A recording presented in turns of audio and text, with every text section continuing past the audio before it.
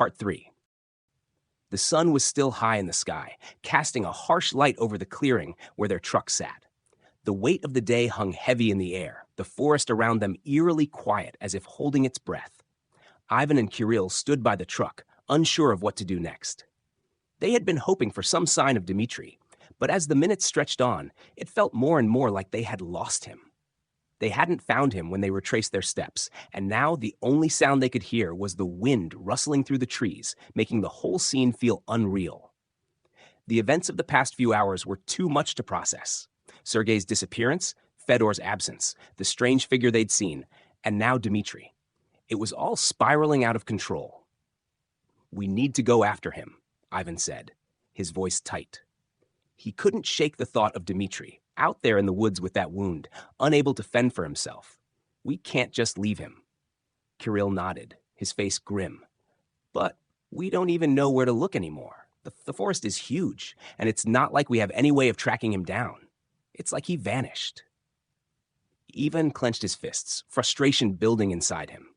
He looked around at the truck, at the trees, at the endless stretch of wilderness. They were stuck in the middle of nowhere, no closer to finding Dmitri than they had been hours ago. "I don't know what we're up against anymore," Ivan muttered, his eyes scanning the forest, half expecting something, or someone to emerge from the shadows. First Sergei, then Fedor, and now Dmitri. What the hell is going on out here? Kirill swallowed hard, trying to keep his fear in check. "We need to think this through. We can't just keep running around like this. We're getting nowhere." For a long moment, the two of them stood there, caught in the same grim reality. The forest seemed to close in on them, and the idea of just leaving Dmitri out there seemed unthinkable. But what else could they do? The danger wasn't just from the forest, it was from whatever or whoever was causing all of this. "We need a plan," Ivan said finally, determination creeping into his voice. "We're not leaving without him." The daylight was starting to fade, but the two men pressed on, determined to find Dmitri. They couldn't shake the feeling that they were running out of time. The forest around them was dense, the shadows stretching as the sun began its slow descent behind the trees. Ivan and Kirill moved with purpose, their steps quick and heavy, but the deeper they went, the more lost they felt. The silence of the forest seemed to close in around them, amplifying the unease gnawing at their insides. They called out for Dmitri every few minutes, but their voices were swallowed by the vast expanse of trees. No reply, no movement. It was as if the forest itself had consumed him. "Dmitri!" Ivan shouted, his voice breaking the eerie stillness. But the only response was the sound of rustling leaves, a faint breeze that sent shivers down his spine. Kirill was quiet, his face pale and drawn. He kept his eyes trained on the ground, scanning for any sign of Dmitri's path. But there were no footprints, no broken branches, nothing to indicate where their friend had gone. Maybe he made it to the road, Kirill suggested weakly, but even as he said it, the doubt crept into his voice. They both knew it was a slim hope. "I don't think so," Ivan replied, his voice low. "He wouldn't have gone that far, not with that injury. And even if he did, he'd need help. We're not in a good position to be leaving him to fend for himself." They stopped for a moment, both staring at the dense trees around them, wondering what to do next. Their thoughts kept circling back to the same reality. They had lost 3 men. Sergei, Fedor, and now Dmitri. The task of finding Dmitri felt almost pointless at this point, but they couldn't just give up. Not after everything they had been through. "I don't even care about the damn trees anymore," Kirill muttered, his voice laced with frustration. "We've lost 3 of us. The trees don't matter. Getting out of here does." Ivan nodded, his jaw clenched. He felt the weight of the situation, the crushing sense of loss and fear. "I know. But we can't just walk away. We have to keep searching. We have to bring him back, whatever it takes." They stood there for a moment longer, lost in thought, the forest pressing in on them like a living thing. The reality of their situation was sinking in. 3 men were gone, and it felt like no matter how hard they searched, they weren't going to find any of them. But there was one thing they both knew. Leaving wasn't an option. "Let's head back to the truck," Ivan said after a long pause. "We'll regroup and figure out what to do next. We can't do this in the dark." Kirill didn't argue. They both turned, heading back the way they came. But the knowledge that they had lost so much weighed heavily on them, and the once quiet forest now felt suffocating. The exhaustion weighed heavily on both of them. Ivan's body ached with fatigue, his muscles sore from the long hours of searching, the strain of worry and fear dragging him down. Kirill wasn't much better. His mind was running a mile a minute, but his body was exhausted too. The forest had taken its toll on them both. They sat down beside the trucks, the heavy silence between them hanging thick in the air. Neither of them had any illusions about what had just happened. They were beaten. 3 men were gone, and the horror of what they had encountered still clung to them, like a shadow they couldn't shake off. But right now, survival was their only priority. "We can't go any further today," Ivan muttered, wiping sweat from his brow. "We're spent." Kirill nodded, his eyes dark with fatigue. "Yeah, we need rest. If we're going to leave tomorrow, we have to be ready." They didn't speak for a while, just sitting there, trying to gather their thoughts. The sound of the wind rustling through the trees was the only thing breaking the silence. The whole forest felt like it was holding its breath. After a few minutes, Ivan leaned back against the truck, his eyes fluttering as sleep began to pull at him. "I'll sleep," he said quietly. "I'll drive when we leave, but I need to get some rest first." Kirill glanced at him, still tense. He wasn't sure he trusted the silence of the woods enough to sleep, but he knew they needed to rest. He also knew that Ivan was the better driver, the one with more stamina to get them out of there when the time came. He didn't argue. "I'll keep watch," Kirill said, his voice firm. "I'll take the shotgun and make sure we're not ambushed. We can't afford to be careless." Ivan nodded and closed his eyes, the exhaustion creeping over him quickly. He wasn't fully asleep, but he knew he needed the rest. Kirill, meanwhile, stayed alert, his grip tight on the rifle as he scanned the darkening forest around them. His mind was on edge, knowing that the creature they had seen before could be watching them from the trees. But he also knew they couldn't afford to sit there forever. The world around them darkened as the evening drew in, the shadows stretching longer. But neither of them spoke anymore. They both knew the reality. They had to leave soon, or risk being caught in this cursed place even longer. As Ivan drifted into a restless sleep, Kirill stayed awake, the rifle clutched tightly in his hands, his eyes flicking constantly between the forest and the truck. The night felt endless, but neither of them would be able to sleep fully. Not while the memories of their lost comrades and the terror of the forest still lingered in their minds. But there was no other choice now. They had to sleep and leave at dawn. That was the plan. The first light of dawn was still hours away when Kirill's grip on the rifle tightened. He stared into the dark, the faint rustling of the leaves growing louder in his ears. His heart raced, but it wasn't from the exhaustion.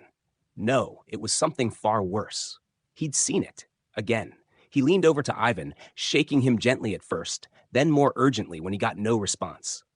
"Ivan, wake up," he hissed, his voice strained with a mix of fear and urgency. Ivan groggily opened his eyes, blinking against the darkness. He was disoriented, groggy from his short rest, but the look on Kirill's face snapped him into full awareness.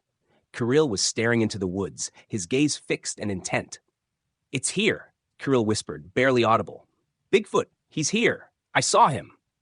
Ivan sat up straighter, his heart now racing in his chest. "What are you talking about?" Kirill pointed a trembling hand toward the trees. "I saw him, Ivan. He was standing behind that big oak. He was leaning against it, like he was watching us. I'm sure of it." Ivan's eyes flicked nervously toward the tree Kirill had indicated. It was hard to make out anything in the dim, pre-dawn light, the shadows still thick and heavy between the trees. But the unease in Kirill's voice made Ivan's blood run cold. "Let's look," Ivan said, though his voice shook slightly. They both slowly stood, trying not to make any noise, moving cautiously toward the trees where Kirill had seen the figure. They scanned the darkness together, their eyes straining for any movement, for any sign of the creature that had terrorized them for so long. The wind had died down, and all they could hear was the occasional snap of a twig beneath their boots. But there was nothing. The forest stood still, eerily silent, as if the creature had never been there at all. Kirill's eyes narrowed as he searched the trees again, but he couldn't see anything. "It's gone," he muttered, his voice full of disbelief. "It was here. I saw it." Ivan nodded, his pulse still racing. I don't see anything either. Maybe it was just a shadow, a trick of the light. But Kirill wasn't so sure. He knew what he had seen, something massive, something powerful, something that didn't belong in the woods. It had been watching them. The fear clung to him like a weight. The two of them stayed silent for a moment, both of them scanning the trees and the surrounding darkness, hoping for a sign that they hadn't imagined it. But the figure, whatever it had been, had disappeared into the fading night, leaving them with nothing but the lingering dread of its presence. Finally, the first hints of dawn broke through the trees, washing away the night's darkness. The sky shifted from black to deep blue, then slowly to pale gray. The forest around them began to wake up, birds chirping softly, and the world seemed to sigh as the night retreated. Bigfoot was gone, but the terror it left behind lingered in the air. We should get moving, Ivan said, his voice low. We can't stay here any longer. Kirill didn't argue. There was no reason to stay. They had lost enough. It was time to leave. Exhausted, both mentally and physically, Ivan and Kirill sat in the truck, their bodies heavy from days of tension, fear, and the loss of 3 people. The weight of everything that had happened, the disappearance of Sergei, Fedor, and Dmitri, the terrifying encounter with Bigfoot, was pressing down on them like a mountain. They were drained, their spirits shattered, and the uncertainty of what had become of their friends gnawed at them relentlessly. With little to no energy left, they knew they couldn't stay here any longer. The thought of remaining in the woods any longer was unbearable. They had no real plan anymore, no direction, only the hope that someone could help them. Let's go to the ranger's cabin, Ivan said, his voice hoarse. We don't have much choice. We need help. Kirill didn't argue. He simply nodded, his face drawn and weary. The rangers might not believe them, but it was their only chance at getting out of this nightmare.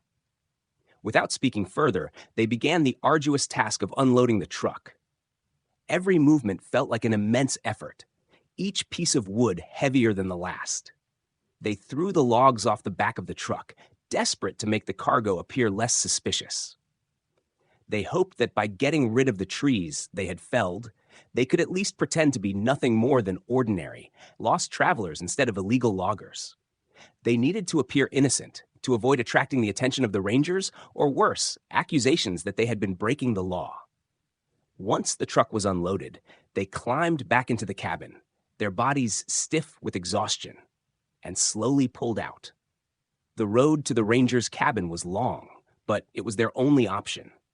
They could no longer avoid the inevitable. As the truck rumbled forward, they both kept their eyes on the winding path ahead, neither saying a word. There was nothing left to say. Only the hope that help in whatever form would be waiting for them at the cabin. The forest ranger's cabin was small but welcoming, a cozy refuge amid the wilderness. The smell of wood and smoke hung in the air, and the sound of the crackling fire filled the silence as Ivan and Kirill began to explain their story. They told the ranger that they had gotten lost, that they had no idea how they ended up so deep in the forest. Their words were shaky, but they hoped the old man might offer some sympathy and help them find a way out. But the ranger, an experienced man with a weathered face and sharp eyes, didn't seem to buy their story for a second. Within minutes, he had seen through their facade. His gaze was cold and calculating as he leaned back in his chair, crossing his arms. "You're not lost," the ranger said bluntly, his voice gravely from years of working in the forest. "You're illegal loggers, and you've been cutting trees in a part of the forest you should have stayed far away from." Ivan and Kirill exchanged a glance, their hearts sinking. The ranger's sharpness left no room for doubt. There was no escaping the truth now. They had no choice but to tell him everything: the lost men, the encounter with Bigfoot, the strange happenings that had unfolded over the past few days. When they finished, the ranger nodded slowly, his eyes never leaving theirs. Surprisingly, he didn't seem shocked or even remotely surprised by their story. He leaned forward, his fingers tapping rhythmically on the table. "You've got yourself into something much bigger than you realize," he said, his voice quiet but firm. "You've disturbed Bigfoot's territory. You've entered his domain, and now he's after you." Ivan and Kirill stared at him in disbelief.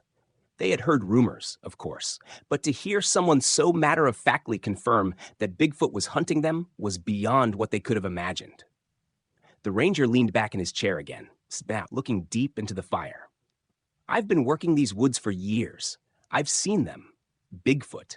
Not just one, but many. They come in all shapes and sizes. I've seen them with white fur, brown fur, and black fur. At first, they followed me, watching from the shadows, but over time, they stopped. They knew I wasn't a threat to their forest. I think they understood that I wasn't there to harm them. His gaze hardened. But you're not like me. You're illegal loggers. You're the kind of people they don't take kindly to. And now, they've begun hunting you. The weight of his words sank in. The forest that had seemed like a place of endless mystery was suddenly a dangerous, unwelcoming wilderness. The creature they had encountered wasn't just a legend. It was real, and it was relentless. The ranger gave a low chuckle, a bitter edge to his voice. The thing is, experienced loggers, the ones who know this land, know better than to mess with that part of the forest. They know when to stay out. But you've made a grave mistake. Ivan and Kirill were silent, processing the gravity of the situation. It wasn't just about surviving the forest anymore. It was about surviving Bigfoot's wrath. We've got to get out of here, Ivan muttered, feeling the overwhelming weight of what the ranger had just revealed. The ranger nodded, his expression grim. You're lucky you found me, but your troubles are far from over. If you want to leave this forest alive, you'd better get moving. And remember, Bigfoot isn't just a creature of the woods. He's a protector, a guardian. And once you've angered him, well, it's only a matter of time before he catches up with you. The ranger leaned back, his weathered face a mix of stern resolve and quiet understanding. He studied Ivan and Kirill closely before speaking again. I'll take you to the police. You're going to have to tell them everything. About the logging, about what happened in this forest, about Bigfoot. It's your only shot at avoiding serious consequences, he said, his voice calm but heavy with the weight of the situation. Ivan and Kirill exchanged a look. There was no mistaking the seriousness of the ranger's words. The police would want answers, and they would have to reveal everything. But neither of them wanted to end up behind bars for trespassing, illegal logging, and provoking something far worse than they had ever imagined. We understand, Ivan said slowly, but we need a moment. We need to step outside and think for a second. The ranger nodded, not questioning them as they walked out the door and onto the small wooden porch of the cabin. The sun had set, casting the surrounding trees in a dark shadow as the night air settled in. They both lit their cigarettes, the orange glow briefly illuminating their faces as they stood in silence, the weight of their predicament sinking in. Do you really think the police will let us off easy? Kirill asked, flicking ash from his cigarette. I don't know, Ivan said, his voice low. But I don't want to take any chances. If we tell them everything, we might get caught up in something bigger than we're prepared for. The ranger said we disturbed Bigfoot's territory. Who knows how much trouble we're really in? Kirill nodded, his face hardening. We need to get out of here before things get worse. We don't know what the police will do, but I have a feeling they won't just let us go. If they get us into a holding cell or take us back to the city, we're done for. Ivan took a long drag of his cigarette, eyes narrowing as he thought. A plan was starting to form in his mind. What if we don't go with him? Ivan said, his voice low and steady. What do you mean? Kirill asked, looking up at him. We take the ranger's truck. We get out of here while we still can, Ivan said, a look of determination crossing his face. We drive to the edge of the forest, ditch the truck, and disappear. No police, no one to stop us. We just need to make it out, get far enough away, and we're free. Kirill's eyes widened. It was risky, far more dangerous than sticking with the ranger and going to the police. But as the reality of their situation sunk in, he realized there might not be any other choice. You're right, Kirill said, his voice tense. If we go with him, we'll be stuck. But if we leave, we might still have a shot. The two of them exchanged a look of resolve. The decision had been made. They wouldn't risk being caught in the mess they had created. They would escape. We wait for the right moment, Ivan said. Once we're away from the cabin, we grab the keys, take the truck, and get out of here fast. No looking back. The tension between them was palpable as they crushed out their cigarettes and prepared for the next step of their plan. It was a dangerous gamble, but it was their only chance. They didn't want to risk being caught by the police or facing the full consequences of their actions in the forest. Together, they walked back into the cabin, their minds set on the dangerous path they were about to take. The plan was simple: steal the ranger's truck and run, hoping they could get far enough before anyone caught up to them. But in the back of their minds, the image of Bigfoot and the forest's wrath still loomed large. It was a risk they had to take, or they might end up with nothing but regret. The atmosphere in the cabin grew tense as Ivan and Kirill carried out their plan. They exchanged glances, the urgency of the moment pushing them to move quickly. The ranger had been distracted, his attention diverted momentarily as he fiddled with a map on the table. It was the perfect opportunity. With swift movements, Ivan reached over and snatched the keys from the ranger's desk. His heart raced in his chest as he slipped them into his pocket. Without a word, he motioned for Kirill to follow him. They both stepped out onto the porch once again, pretending to enjoy a calm moment as they lit their cigarettes. But beneath the calm exterior, their minds raced with the weight of their actions. The night air felt colder now, the weight of their decision settling over them. But there was no turning back. They needed to leave before the ranger realized what they had done. "I can't believe this is happening," Kirill muttered under his breath, scanning the surrounding woods. "We don't have a choice," Ivan replied, his voice tight. "We're already in too deep." After a few moments, they made their move. With practiced stealth, they slipped down the small dirt path that led to the ranger's truck, a much smaller and faster vehicle compared to the heavy-duty trucks they had been driving. This truck was nimble, its engine humming with untapped power. It was a far cry from the clunky machines they had relied on before. They climbed into the truck, their hands shaking slightly from the adrenaline, and Ivan slammed the door shut. The engine roared to life with a deep growl as he hit the gas, sending the truck surging forward. The wheels spun over the uneven ground, and the truck sped toward the edge of the forest. It felt surreal. They were taking the ranger's truck, something they never would have considered just a day ago. But now, it was their only option. The bigger, more powerful truck that belonged to Sergei was left behind at the ranger's cabin, abandoned as they made their escape.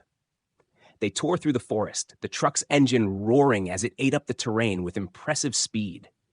The trees blurred past in a whirlwind of green, the headlights cutting through the darkness ahead.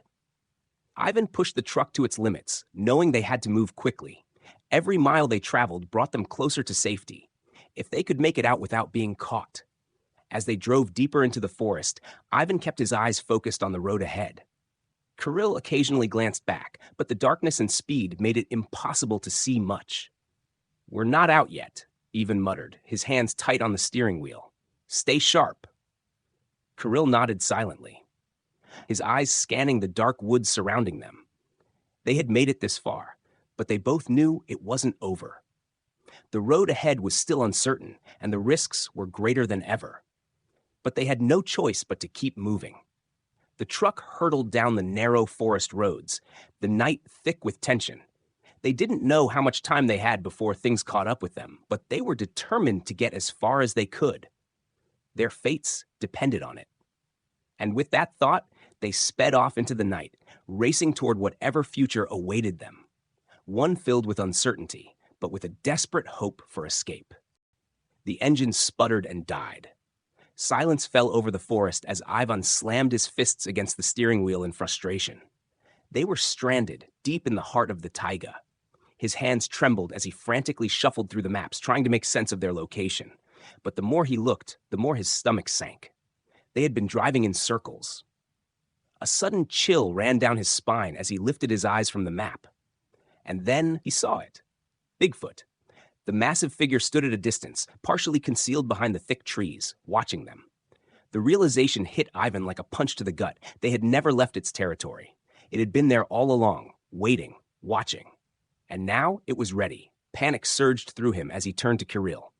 "Get the rifle," he yelled. Kirill's face went pale. I left it in Sergei's truck." Ivan felt his breath hitch in his throat. Their only weapon, gone. "Lock the doors," he hissed. They scrambled to secure the vehicle, their eyes locked on the looming figure. Bigfoot moved with terrifying purpose, its enormous body shifting through the trees with unnatural grace. Then it stepped forward. With deliberate, calculated movements, it approached the truck. Ivan and Kirill barely had time to brace before it struck. The beast slammed both massive hands onto the roof of the vehicle. The metal groaned and bent inward under the sheer force. Ivan and Kirill gasped in horror. It was real. It was no myth. Then, with a guttural growl, Bigfoot seized the vehicle and flipped it onto its side. The world spun as Ivan and Kirill were tossed around like rag dolls inside the cabin. Dazed and disoriented, they barely registered the distant hum of engines cutting through the forest. The sound grew louder. Bigfoot halted its attack, its head snapping toward the approaching noise. For a moment, it stood still, as if considering its next move. Then, with surprising speed, it turned and retreated into the dense forest, vanishing behind the trees. 2 police vehicles pulled up, their tires skidding against the dirt road. Officers leaped out, weapons drawn, scanning the surroundings. Among them was the forest ranger. His face was unreadable as he took in the overturned vehicle and the 2 battered men inside. Ivan and Kirill had no idea whether to feel relieved or terrified. They had survived Bigfoot's wrath, but they were far from safe. The police officers quickly approached the overturned truck, their eyes scanning the scene, their expressions hard. One of them, a stocky man with a grim face, peered inside and immediately began checking on Ivan and Kirill. "Are you 2 okay?" he asked, though his tone carried little sympathy. His glance shifted from one man to the other, assessing their injuries. "We're fine," Ivan muttered, his voice rough. Kirill just nodded, still in shock from the attack and their miraculous survival. The officer stepped back, shaking his head. "Looks like you just lost control. Probably got too spooked, huh?"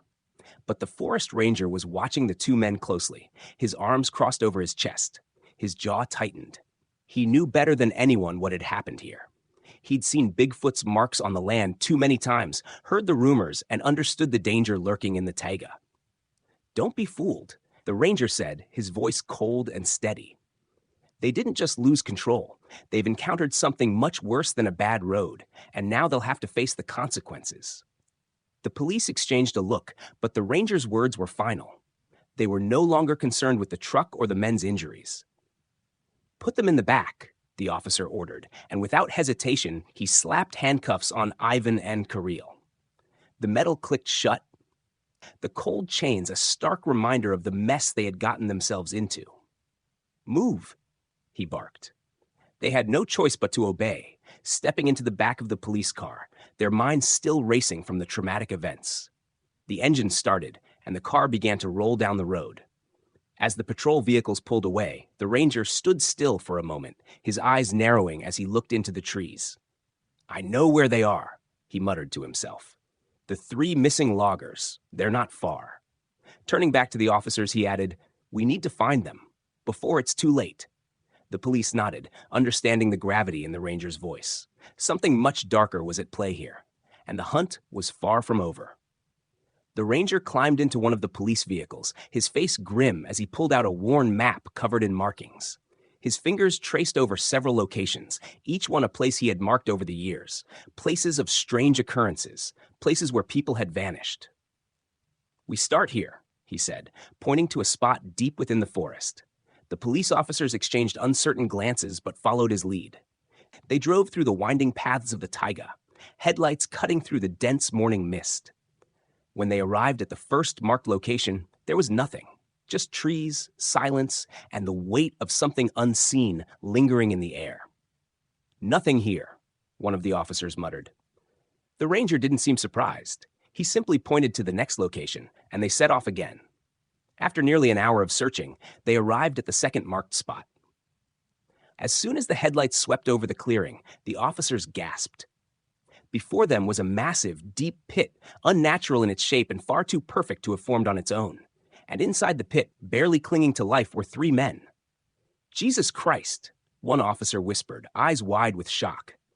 Fedor, Sergei, and Dmitri lay huddled together, their bodies covered in dirt, their faces pale and hollow. Dmitri's injury looked severe, a deep wound that had festered from days without treatment. Fedor and Sergei were so weak from hunger and exposure that they could barely lift their heads. But they were alive. With urgency, the officers set up ropes and began the rescue.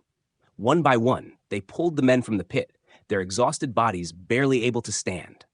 When they finally sat them down in the police vehicle, their faces told a story of absolute horror. "What the hell happened to you?" one officer asked, still trying to process what he was seeing. At first, the police suspected foul play, that maybe the ranger had been involved. But as soon as Fedor, Sergei, and Dmitri regained enough strength to speak, their stories came spilling out. "It was him," Fedor whispered. "The snowman, the Yeti, the Bigfoot. He took us," Sergei added, his voice shaking, "dragged us through the forest like we weighed nothing, then dropped us into that hole like we were nothing more than prey." Dmitri, barely conscious, managed to croak out, "He watched us, from above, just stood there, waiting." The police exchanged uneasy glances. They didn't believe in fairy tales, but there was something in the men's eyes, something raw, something real. The ranger, however, remained expressionless. He had known all along what they would find.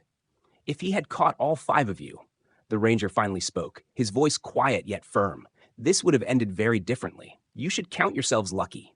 Bigfoot doesn't take kindly to trespassers. He guards this land better than any man ever could." The officers shuddered. They didn't want to think about it any longer. "Enough of this," one of them said, shaking his head. "We need to get them to a hospital, and after that, they'll have to answer for the illegal logging." With that, they slammed the car doors shut, the engines roared to life, and they sped away from the cursed forest, leaving the wilderness behind. But deep in the taiga, beyond the reach of men and their laws, something still watched, and it always would. The end. Subscribe to the channel if you want more stories.